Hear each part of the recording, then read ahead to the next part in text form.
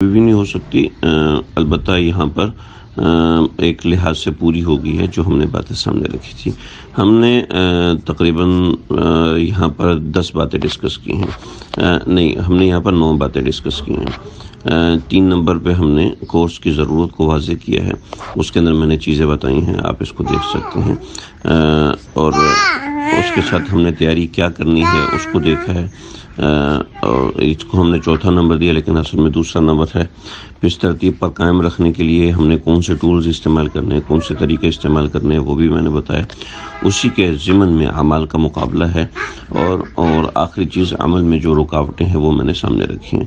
جو رکاوٹیں میں نے بتائی ہیں، موبائل کا استعمال ہے، شاپنگ ہے، اور کھانے پینے کی بے ترتیبی ہے، غصہ اور ضد ہے، اس نوعیت کی چیزیں میں نے بتائی ہیں۔ تو یہ سارے ہمارے اس کورس کا ایک خلاصہ ہو گیا ہے۔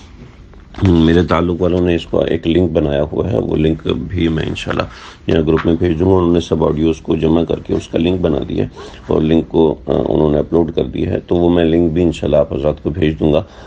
میں انشاءاللہ اس پہ وقتاً فوقتاً چیٹ کھولوں گا جس میں آپ حضرات اپنے اعمال کو یہاں پر لوگوں کے سامنے رکھ سکتے ہیں کہ ہم نے اس نوعیت کا بنایا ہے جس سے دوسروں کو ترغیب ہوتی ہے۔ اس میں آپ اپنا نام نہ ایڈ کریں، نام شامل نہ کریں، اس سے دوسروں کو ترغیب ہوگی۔ تو ہماری یہ بات کا خلاصہ ہو گیا، ہماری یہ بات یہاں پر مکمل ہو گئی۔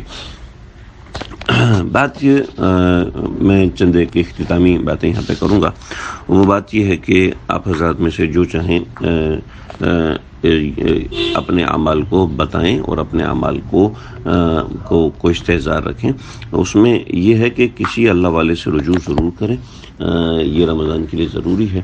کچھ کتابیں اپنے ساتھ لازمی رکھیں، یہ بھی ضروری ہے، اور کسی سے پوچھ کے رکھیں۔ اسی طریقے سے کسی اللہ والے کا بیان وغیرہ سنتے رہیں، اس سے انشاءاللہ آپ کو رمضان گزارنے میں اچھا فائدہ ہوگا۔ اپنے چارٹس اپنے پاس ضرور بنائیں، اس کے بغیر آپ اگر یہ چاہیں گے کہ آپ کا رمضان منظم ہو کے چلے، یہ ایک ناممکن قسم کی بات ہے۔ امید ہے آپ کو ساری باتیں سمجھ میں آئی ہوں گی۔ میں نے اس کے اندر مختلف کلپس کے اندر آسان طریقے سے بات بیان کرنے کی کوشش کی۔ اللہ تعالیٰ مجھے آپ کو ہم سب کو سمجھنے کی توفیق عطا فرمائے۔ السلام علیکم ورحمۃ اللہ وبرکاتہ۔